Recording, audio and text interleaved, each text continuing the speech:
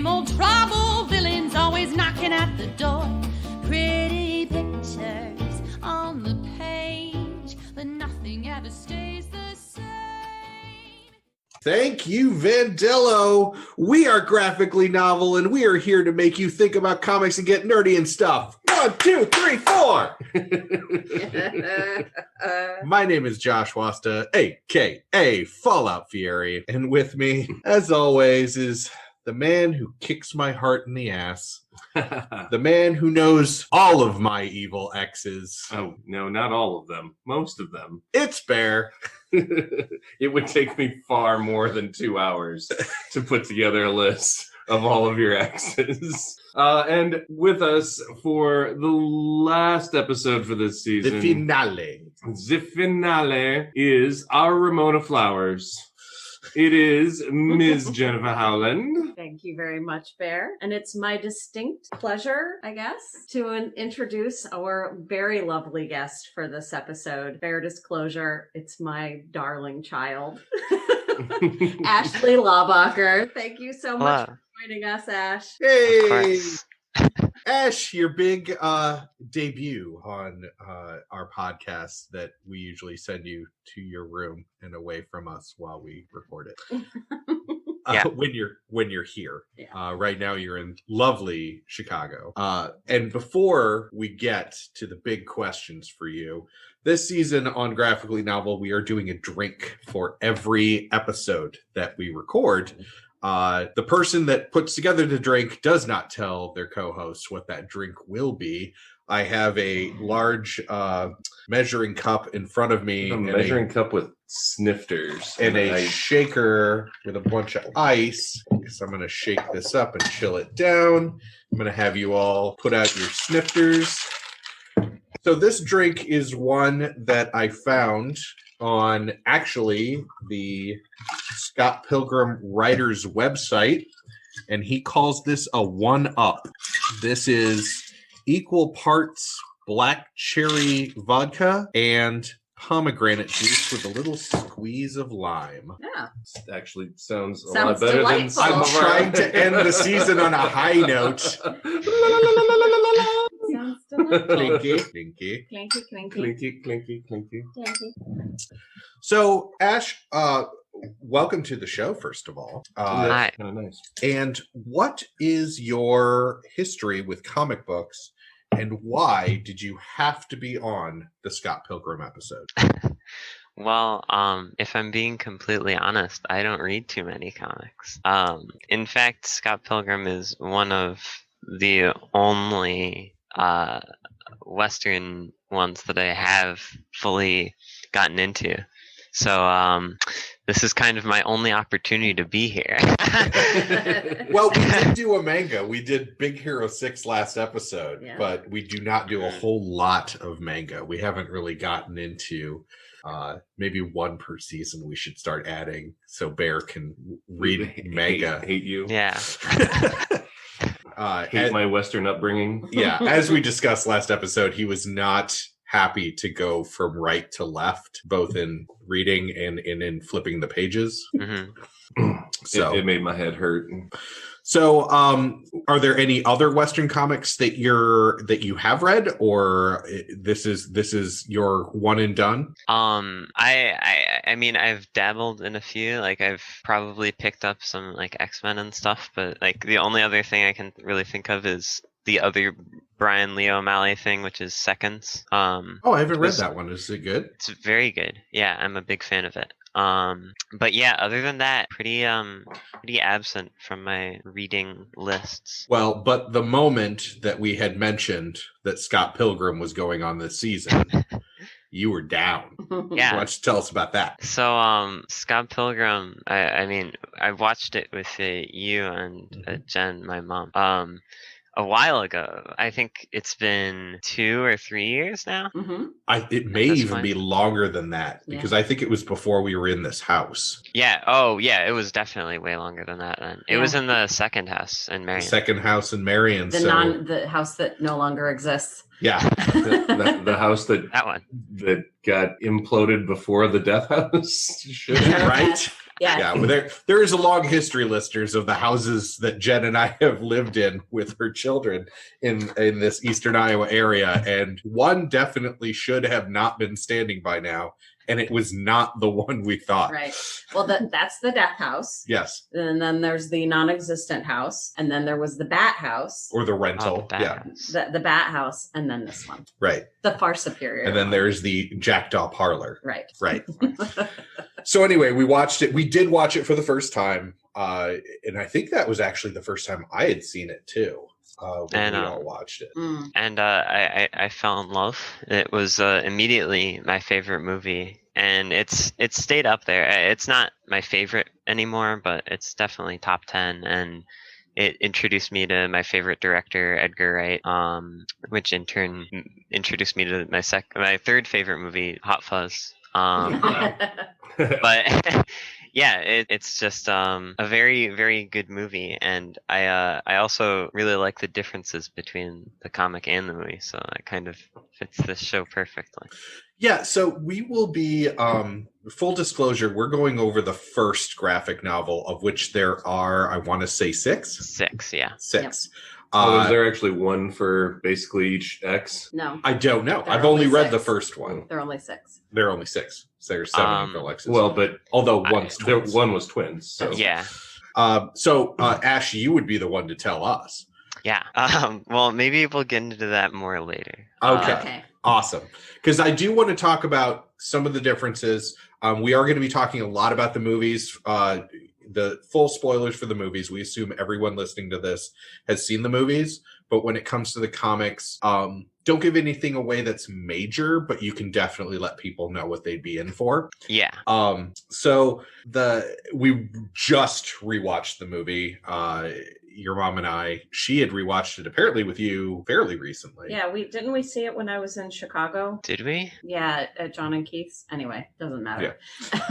But the first comic is very, very close to what the movie is up through the first. I was actually really surprised at how true to the graphic novel the movie was. I mean, there were very minor things where they was really the only differences. Yeah. And some of it was just things that may show up in later graphic novels that I could tell that the timeline was changed a little bit. Also, one of the big things that I noticed was in the graphic novel, young Neil does not have a lot of the agency and stage presence that they gave him in the movie. They in fact gave a lot of Scott's lines to young Neil. Yes. Yeah. Which I liked. Yeah, I thought that fleshed out that character.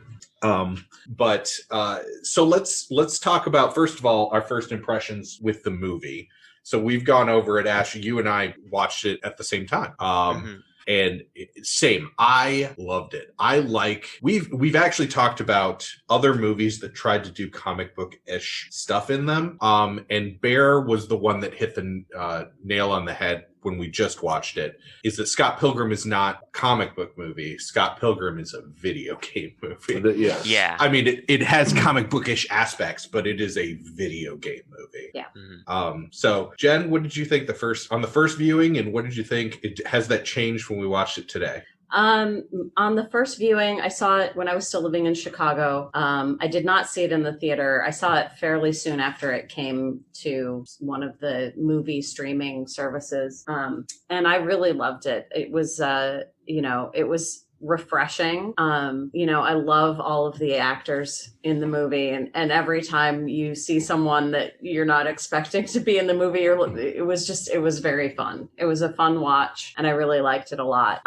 Seeing it again, I think it's one of those movies that you can watch multiple times, just because you notice little things. Like today when we were watching it, I know I've noticed it before, but there's a scene that I absolutely love with Knives and Scott in the video arcade, and they're playing that dual game, and they're like doing moves exactly what's going on in the game. Mm-hmm. And I was just like, that's just perfect. And they're just talking like nothing else is going on, Like they've done this literally a million times. Yeah. The choreography is just it's muscle memory at this point, but I love that scene.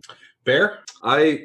I've loved this movie for a while. I don't remember where the first time I saw it was, but I had no idea even this was a comic book. I think didn't they actually also make a video game out of it at some point too? They did. Yes, we will talk about that very briefly. Yeah. Although it is coming back. So, Well, exciting. but the biggest thing that stands out for me is like after having read the graphic novel, they could not have picked better cast. Like everybody that they picked for the cast looks exactly like everybody in the graphic novel. Yeah. I agree.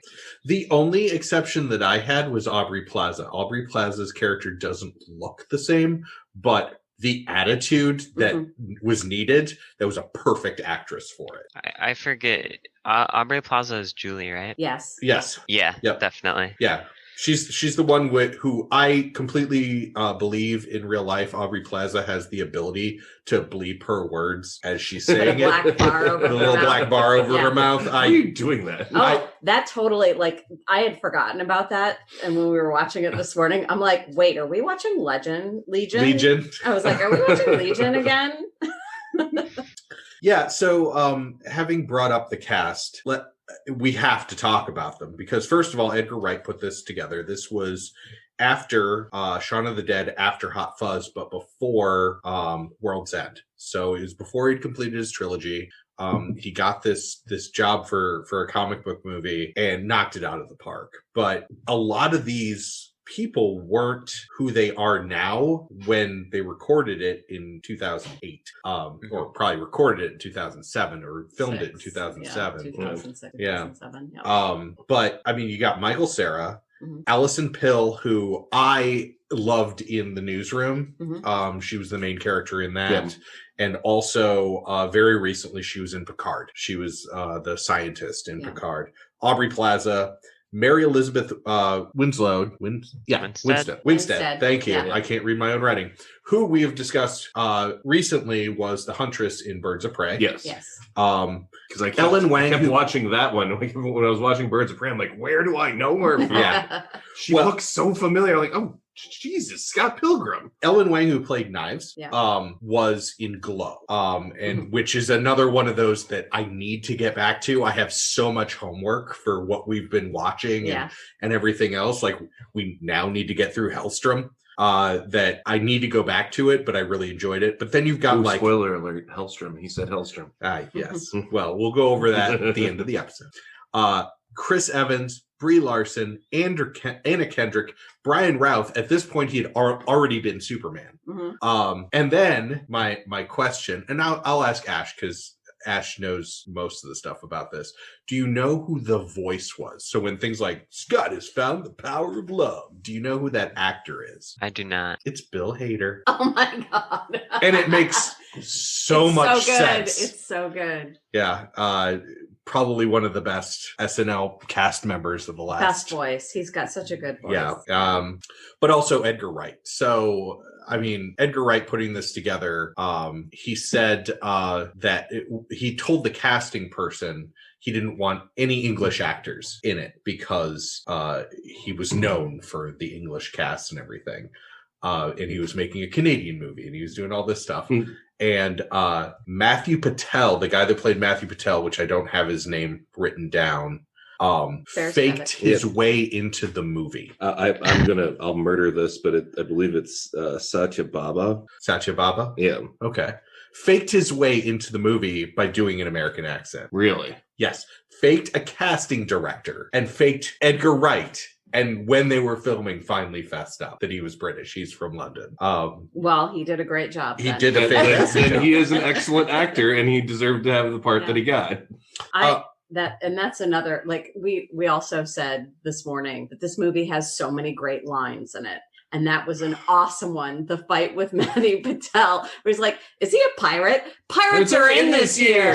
Which is in the comic. I know. Yeah. I mean, Yeah. like, so many of those great lines are in the comic.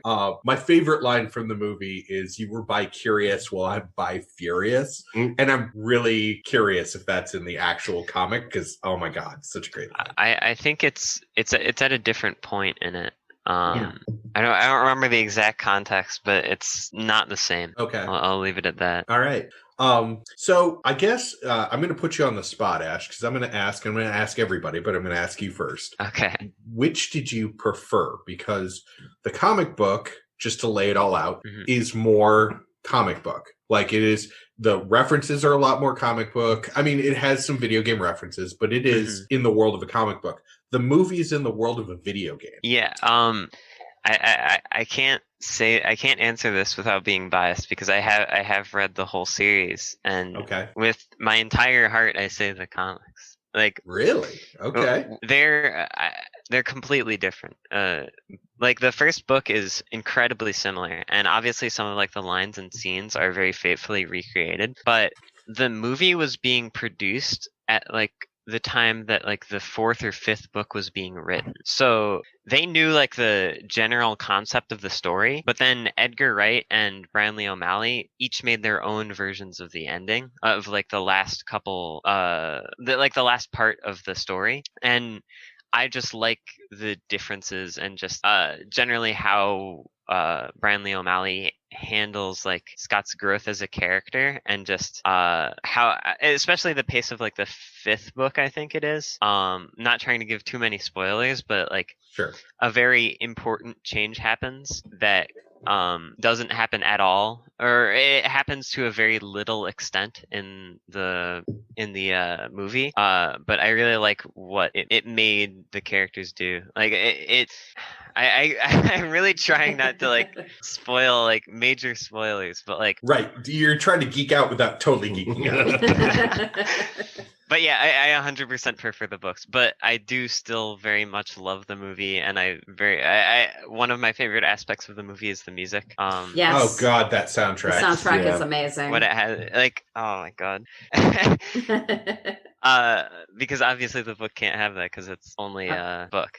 Right. Well, the other thing I noticed is even some of the lyrics, because the book has, they still have bands, and they're still like, it's not the battle of the bands, but they have just a show with Gill and the Boys. Is that Crash and the Boys? Crash and the Boys. And I think it is a battle, actually. Is it a battle? Okay. Yeah. I didn't catch that. I caught that they were playing at the same venue, but anyway, it's Crash and the Boys, when they have their songs, there's lyrics that come up, and they were very, very similar. Yeah. Although I will say one of my other favorite is Wallace's role just seemed more in the movie than it was in the first comic, because his smart-ass comment to just about everything is the brilliance of having a Culk in your movie. Yeah. I do love Wallace. Well, yes. And in the movie, he is like, I feel like in the movie, Scott Pilgrim is more of a dick. Like, he's less likable, a lot less likable. Yes. And a subject we have gone over many, many times in this show. Yes. In a movie, usually somebody has to be more likable. Yeah. And it's, from the opening scene, you're like, oh, I don't like this guy. Yeah, I don't like him already. I don't like him. I do not like him. I do not like anything he stands for at all. So he's really the anti-hero in the beginning of the movie. But in the book, it's He's a little just 100% little nerd boy. Yeah, I mean, it's cuter. Yeah, he is. Well, and that brings me to the art. Everyone in this room knows that I am not generally a fan of anime, but this style I liked, and it's fairly close to anime, I think. It's more 16-bit video game. I disagree. I think it's more indie comic. Okay. It's really obviously hand drawn. There's no attempt made to smooth it out and make it look more professional, And I like that. I like it. He's the author is also very much inspired by manga. It's mentioned in the back of like later volumes, he's mentioned. I don't remember exactly which ones he has said, but I know he has mentioned things he's been inspired by, and it's very obvious what kind of stuff is what kind of stuff he was inspired by if you've seen it, and like just generally like the black and white with the dithering and all that, because like most American comics are like in color, and most Japanese most manga aren't. Right. It just kind of have to be inspired by it to like really flesh out all that you can with what you're using when you're doing that. And I find that really interesting because, like you said, the comics weren't done when they were filming the movie. And famously, that is the case with a lot of anime. The big one that always comes to my mind is Dragon Ball Z, which my brother loved. But I got really annoyed with the, 15 minutes and a half hour episode worth of screaming. And, oh my God, they're just standing and screaming at each other. Tune in next week. And the reason they were doing that is because the source material wasn't done yet. Yeah. He used to get so mad at us for doing that. Oh, Phil? Last week on Dragon Ball Z. Next week on Dragon Ball Z. Yeah. And in some cases, there are animes that take the source manga material past and don't wait for it and don't slow it down like that, and then end up completely different than where the Hellsing is a great example of that. The original run of Hellsing ran out of what the manga had and just decided, well, screw it. We'll wing it. We have an idea of where this is going, and it was completely different from where the manga artist was going to go. But now you have two different. Kind of like Game of Thrones. What were you going to say, Ash? I don't remember the context. We were talking about manga and having to, if you don't have color. Oh, I kind of finished my thought there. Okay. But if you don't mind me revisiting to kind of get off topic and back onto something we were talking about earlier, Scott being less likable in the movie, and I think that's very, very true. And one of the reasons why is because, like, even in the first, even after the first book, he still isn't like as much of a dick, and like he does get better, etc., etc.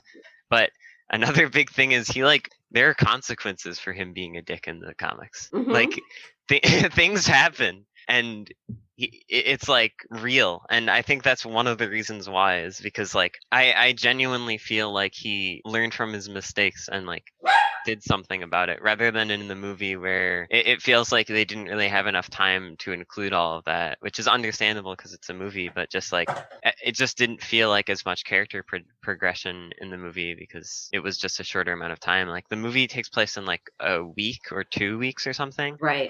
Whereas the books are over the course of like 3 or 4 months, I believe. Okay. Another thing I think in the movie that where the director sought to soften how much of a dick Scott was, because I mean, if you just look at black and white, why would anyone want to be near him at all?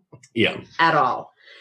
So you've got Wallace, who, obviously is a really good friend to put up with that and let him live with him in that terrible, terrible, terrible home. But, his sister, as much as she's mocking him, is also kind of his safety net. And the band is his safety net. When he decides to just do whatever, young Neil is right there and picks up his bass and just, makes sure everything goes on without him because he's fucking off doing whatever he wants to do. Right. Yeah. I guess when I watched it for the first time, I mean, I've been in that apartment. I've been in that year-long slump after a huge relationship imploded. You've never been single for a year in your life that I've known you. Okay, that's probably very true. But I did have the rebound. I mean, I wasn't 23, but I was 20 dating a 17-year-old. That was bad enough. She was terrible. Like I said, Bear knows all of my evil exes. But yeah, it was very early 20s, late teens, early 20s guy. I mean, it's just a thing that I know not everyone, but a lot of my friends went through similar periods of just being a douchebag. Like, yeah. And it really calls not going to argue with that. Yeah. Well, I mean, I think I think it's more likely than not not that you're going to be a douchebag, but that, events in your life happen, and it is at that age where, you know, you start to gain real recognition of other people and their needs and their lives outside of where it touches your You sphere. start figuring out that other people are actually people. Right. Well, and it's, you know, not everything, like things happen that don't actually touch your life or your friends' lives or, you know, that circle that are important and affect you and affect the people in your circle. And that's kind of like, I feel like that's where this movie is. It like takes you to the edge of that, you know, like right where you're like, oh, wait, I need to do things in life to have import, to have meaning, you know, things don't just happen to me. Right. Yeah. The things that happen in my life are partially because of my own problems. Inaction. Yeah. How does the line go? Yeah. You come preloaded with certain software, but all the upgrades are on you. Yes. I think we've said that before on the show. Probably. So, also in the comic, the references are jacked up to 11. I noticed that. While there are some references in the movie, not nearly as much. I was actually quite entertained by the fact that the comic just has massive amounts of nerd references everywhere. Right. Like just getting into the beginning where they're going through and practicing, they literally have the song lyrics written in with the chord progressions, all of that into the text of the comic. And I'm just like, ooh, the music nerd in me just, you know, heart went a little bit of flutter there. I'm like, holy cow. Like, you could actually play this song. Everything's there that you need. And they kept some in the movie, but not nearly as many. And for good reason. For example, Crash and the Boys have an Archie's symbol on their drums. Sure. You know, obviously Archie's owned by a different company. And the thing that I only caught this time watching the movie is that Scott pulls a patch off of his jacket and throws it on the ground. Well, they actually go into the patch because it's an X-Men patch in the comics. Yes. You know, Do they not go into the movie? I mean, they don't. No, she never asks about it, and he never talks about how he was in Xavier's school for the gifted. I thought they mentioned it on the date. I knew they didn't like mention Professor Xavier's school, but wow, I guess I haven't seen it in a while. But yeah, no, but it was like, it's really interesting. Like, yeah, because if you're just watching the movie, when he rips it off and throws it on the ground, it's after they've split up. So it's him basically saying, I don't want to be an X. Yeah. Which has its own level of interesting, you know, symbolism there. But in the comic, they actually talk about it. It's a little bit of an Easter egg to the comic. Like if you pay attention to the movie and then go through and read the comic, I actually want to read the comics more now because I'm seeing all of the Easter eggs to the comic in the movie when I go back and watch it and go, oh, what else? What else did they put in this movie? What else are they alluding to? Well, I wanted to point out too, the Archies were a band in like the 50s or 60s. Really? Yes. Oh. But I don't know because that typeface was the typeface for the Archie comics. But I don't know which came first, the chicken or the egg. Yeah. But yeah, I mean, and there are other references in the comic that I was amused by, but I understand even though they were video game references, why they didn't hit the movie. I mean, there are Metroid references, Super Mario, a lot of Nintendo-based references, which is amusing because then when you watch it and you get Nintendo sounds, you get theme music. Theme music. Edgar Wright actually got the theme for Link to the Past because he wrote Nintendo and said it was the lullaby of his generation. I can't argue with that. Well, and I had totally forgotten about Scott coming in and saying, "Hey, I learned the bass line from the theme for Final Fantasy II." Right? I love that line. Well, and as soon as he starts playing, I'm like, yeah, it is. That's totally it. As one of my friends from high school said, it was the theme from that game where numbers fall off of people. Numbers fall off of people. I only have one other point, but I'm going to go into it later. Does anybody else have? I think I kind of want to piggyback off of all of those references like in the movie and to a greater extent in the comics just make it a very personal thing once if you are familiar with that kind of stuff.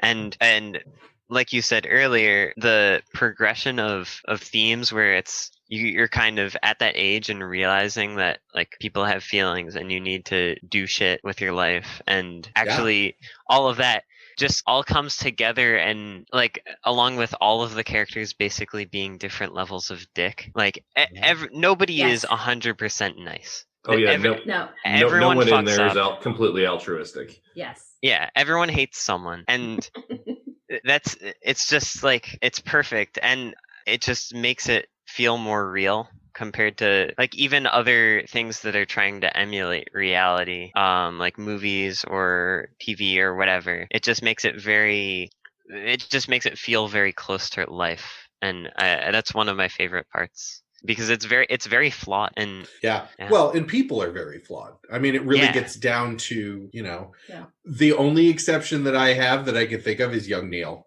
No, that's actually I was gonna talk about that because Mom mentioned that. He's ready for that one. Yeah. In the comics, he in the later books he becomes like more reclusive and picks up smoking and starts being more of a dick, and then he kind of goes through his own arc. And if you remember the moment where Scott says, "From this moment, you will be now known as Neil," and he gets 250 experience. That moment, at least for me, it means more in the comics because it's after Neil has been like a complete dick to his friends and like been like he's basically been abandoned by Stephen Stills for the time being, and that's why he was being like that. And like after he kind of realized his mistakes and all that, and Scott tells him that, and he just generally stops being like, he kind of just grows as a person, and I think it has more impact in the comics because of that. Even though that's a great even if that's a great moment, even in the movie. That definitely sounds like something I want to read. It's taking background characters. Sometimes background characters end up being the best. Right. I have a question that I forgot to. Oh, I'm sorry. I didn't mean to step on you. No, I fucking love the side characters. They're like 100% my favorite part of everything. Like I don't even particularly like Scott and Ramona. Like I think they're good protagonists, but like they're just not likable as people to me. Whereas like people like Kim and Knives and Wallace and Stephen Stills, I just love them all, and I love their personality. I find that with Scott and Ramona, I have my problem that I have with hipsters, even like depictions of hipsters.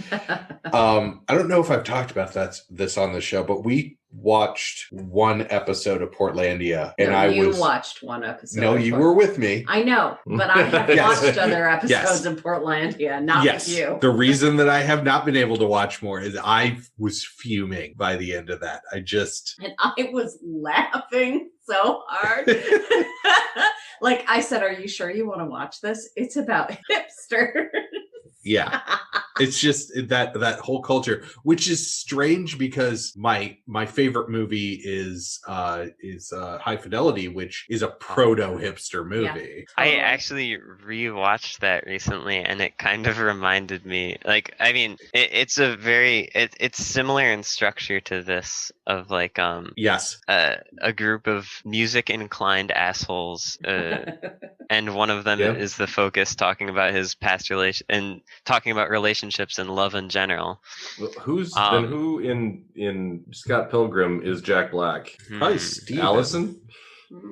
No, probably Steven. No. I mean, nobody is as over the top as. I mean, I think Wallace.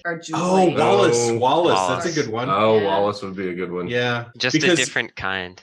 Because young Neil would be Dick. I love yeah. Wallace, though. I can't see Wallace as the Jack Black character. Well, from it's- High Fidelity. It's just the same dynamic. It's like Right. a different True. flavor of the same dynamic. True. Yeah. A more lovable. Although you can take a lot of scenes from High Fidelity and easily put them into like the Scott Pilgrim universe that they put. Yeah. Like, is that Peter fucking Frampton? Right.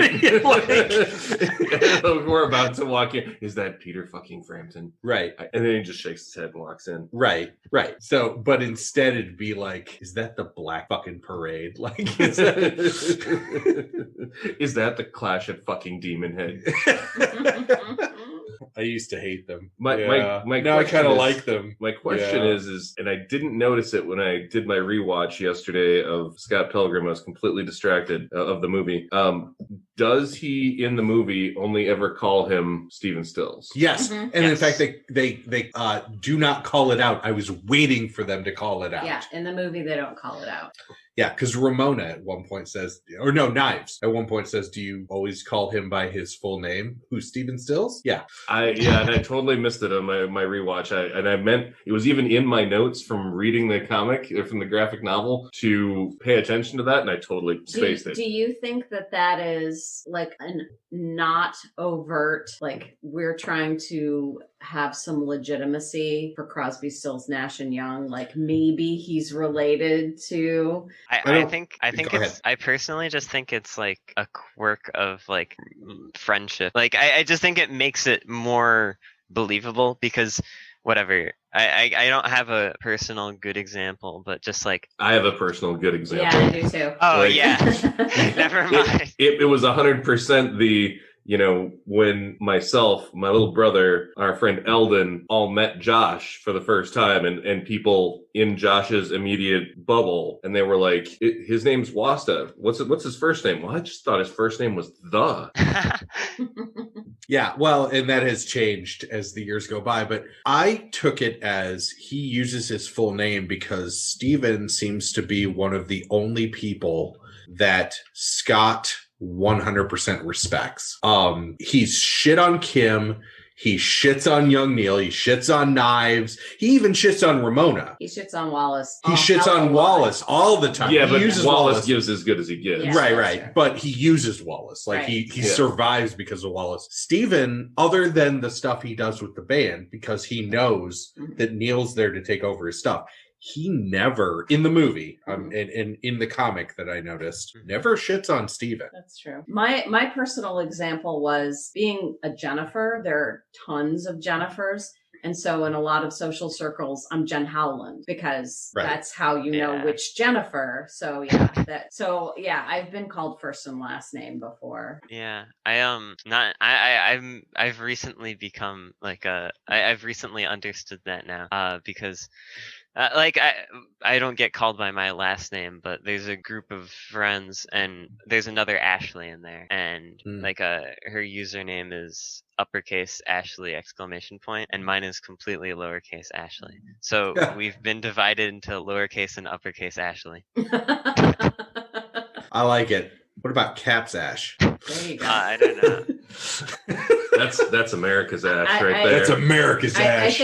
I think that actually might deserve to be Caps Ash because of the exclamation point. But I'm old, so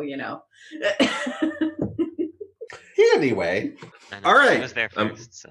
Well, I'm yeah, sticking, you gotta- I'm sticking with America's Ash. I'll be damned. That is America's Ash. All right. So one of the last notes that I have here, actually I have two. One is I'm going to plug it because apparently it was a thing that happened in 2018. Were you guys aware that they had, before all of the script readings became a thing during the pandemic, that they had a 10th anniversary Scott Pilgrim script reading? No. I had no I idea. did know. Yeah, it's Scott Pilgrim versus the water crisis. And it was for water conservation. It's on YouTube. I found it today. I didn't watch it, but I think I'm going to but they got a lot of the actors to sit down and do a Do a Zoom table meeting read. and do a table read. Nice. The other one is one of the things that I took away this time that I didn't take away before, and I probably should have, is that in the movie, at the end, the power of love fails. Take that, notebook. Right? Power of love fails. Well, that's pretty on point with, being real world. But the power of self-respect is what does it. Kind of. That sword still broke. Right. So I guess, so what did defeat Gideon? Teamwork. Well, It's that's- fucking teamwork. but Right? well, it was, I would say, not necessarily teamwork, but maybe just the power that you get knowing that you have people in your corner. Ash, do you have to recuse yourself because it goes into more detail in the comics? I don't think it's too bad of spoilers. Okay. But he gets it earlier. Okay. In the comics, it's not the final fight, and because the final fight, like the last 2 books are very different. It does play a major role that is somewhat similar. But I think it fails less. I'll say that. Okay. Wait, the power of love fails less, or the power of self-respect fails Power less? of love. Okay. Don't take money. And Don't power take fame. It's power the of power of self. love. Sorry, go ahead. No, sorry. We were just going back to an old ass song. So, Don't power take my of credit card to ride this self-respect. train. The power of self-respect was actually only in the movie. Really? Oh, okay. And the comic counterpart is the power of understanding. I feel like I can just say this because it Just doesn't. knowing you're a dick. Basically, it's Scott realizes that he and Gideon are similar, more alike than he used to believe in terms of the relationship. But he also realizes that he can change for the better, and that's when he gains the power of love. And So it's kind of like the Nega Scott. yeah, kind of. I'm pretty sure that character is also in the books. But the reason why I said the power of love fails less is because it's picked up and used by Ramona. Ah. Oh, that's entertaining. Okay. You are doing a great case for all of us to read the rest of Scott Pilgrim. It's very yeah, good. By the way. Nega Scott is in the comics, but he's actually he appears before, like earlier and more often. Oh. So yeah. Interesting. All right. Any other closing thoughts before our last question? All right. So, Jen, will you continue to read this comic? I already have. Oh, because you asked me earlier today, how many of these are we reading? I'm like, the first one. You're like, oh, and then you put your tablet down and walked away. So Because I already started reading the next one. No, I really am enjoying these. In fact, I told Ash earlier in the week, I'm like, I really like the books. I think that I really wouldn't, I'm reluctant to compare the two because I enjoy them both. But if I were forced to, I would say the books are probably better. Well, yeah, I am. Oh, sorry. So go ahead. No, you okay. go ahead. So I think that not comparing the two is very valid because the movie is very accurate to the different interactions and dialogue between characters, but the major plot points actually change quite a bit. So I think comparing, not wanting to compare them is a very valid place to stand, just generally. Well, and that's it's a hugely helpful and valid point of view for our podcast because we want to explain to people, hey, if you like this thing, will you like where it came from? Reading. Yeah. Right. But knowing that, there probably won't be another Scott Pilgrim movie, but there is a whole other take that exists out there that people can go and pick up, And it still has all the witty writing and the great characters, but it's just a different, it's more. It's something else that you can read in this universe that is, if you like this, then yeah, I would definitely say read the books. Awesome. Bear, you going to keep reading? I will 100% compare the two of these together, having not realized until, because I was literally just flying through this whole graphic novel. And when I got to the end of it, I was just like, wait, what? We're done? We only fought one person. Oh, there's got to be more. Yeah. Oh, good. There's more. Yes. But just because knowing now after having this conversation and having Ash educate us. Like, I'm definitely going to read more. Like, there's more out there to be had, but everything that was here so far has been nearly perfect. Like, beat for beat, everything from the graphic novel translated almost perfectly over to the movie, up through the first fight scene, of course, because the rest of it's going to be in the other novels. But I will absolutely go out and read more of this. This was fun. It was good times. The nerd references are real. Right. Well, and for me, knowing that a third of it is different, I'm totally gonna blast my way through these. I'm gonna sit down and check them out, because I really enjoyed the movie. I really liked this world. I really liked the first graphic, even though it was very close. I could see the differences and where it might start to veer. And I'm gonna sit down. I'm gonna finish these out. So, Ashley, thank you so much for joining us today. Of course. It's my pleasure. And, we'll see if we ever get off the ground that idea that we had of a video game podcast with you and I. Yeah. Where you suggest newer games to me and I suggest older games to you. And Yeah, I'm not sure how. I think it should be the other way around. Yeah, actually, I was telling my friend that my video game diet mostly consists of stuff from the mid 90s to the early 2010s. Oh, well, there we go. Yeah. And in pandemic, my entertainment budget, what I used to have as my entertainment budget, like 3/4 of it now just goes to new video games. Yeah. So then, everything that's been out since like 2015. Right. Well, and not just that, like things that are coming out. Like I picked up WWE Battlegrounds for just because it was a new thing, and my Switch is pretty much filled with board games, like video game, board game. My Switch has a single use right now, and that's Animal Crossing. And if you got a problem with that, you can at me. Nope. You can go to Biden's Island now. Oh, really? Yeah, I'll get you the article. Anyway, I just, one of the last housekeeping notes, this is our finale. We've done 3 seasons at this point, 37 episodes. 30, well, one was a bonus. Yeah, one was a bonus.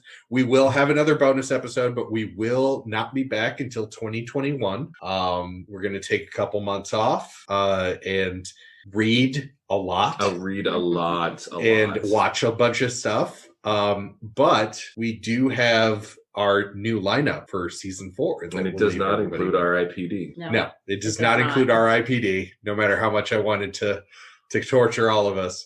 But in no particular order, this is going to be our new season 4 lineup, which is, exciting. So we're Transformers, The Old Guard, Captain / Ms. Marvel, Hellstrom, Addams Family, Doom Patrol, Over the Hedge, The Kitchen, New Mutants, Green Lantern, Road to Perdition, and Deadly Class. What didn't make it in that I just realized we already had a guest set up for was Conan. Hulk. Also Hulk. Yeah. Oh, well, we'll save that for season 5. There you go. Yeah.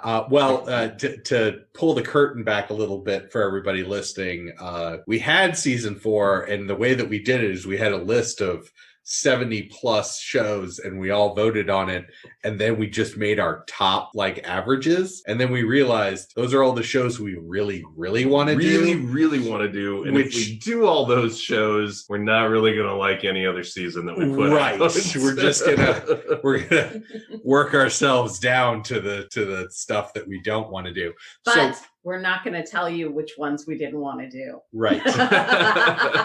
Now, there would be something entertaining, though, about working our way down like that, is because I'm pretty sure our BAC would be working up in the process. So the show, even though we're not really into what we're talking about, could get more entertaining for you. Well, we'll see. Yeah. But anyway, thank you again, Ash, for showing up, and thank all of our guests this season. Yeah, fantastic. For coming on. This was, it kind of keeps getting better as we get more into the flow and get a lot of more things going. But as always, take it away, Vandello.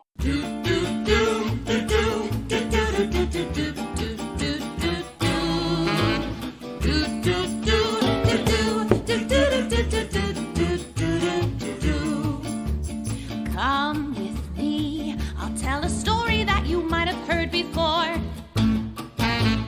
Graphically novel, but the same Same old trouble, villains always knocking at the door. Pretty pictures on the page, but nothing ever stays the same. Do do do do do do do do do do.